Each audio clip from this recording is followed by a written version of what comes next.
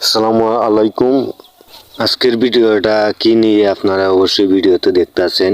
কি নিয়ে আজকে আমি কথা বলবো। তো আমরা আজকে চলে আসলাম আমজাদ চৌধুরীর বাড়িতে। আমজাদ চৌধুরী দেশে আছেন প্রায় 1 মাস হয়ে গেছে। তো আমরা সবাই মিলে একটা পার্টির আয়োজন করেছিলাম।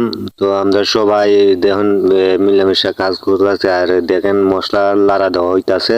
তো আমজাদ চৌধুরী দেশে আসার পরে আমাদেরকে অনেক সময় দিয়েছে।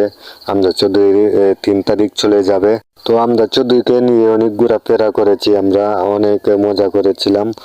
তো সে 3 তারিখে চলে যাবে, খুবই কষ্ট লাগতেছে। তো আমরা চৌধুরী লাগে আপনারা দোয়া করবেন।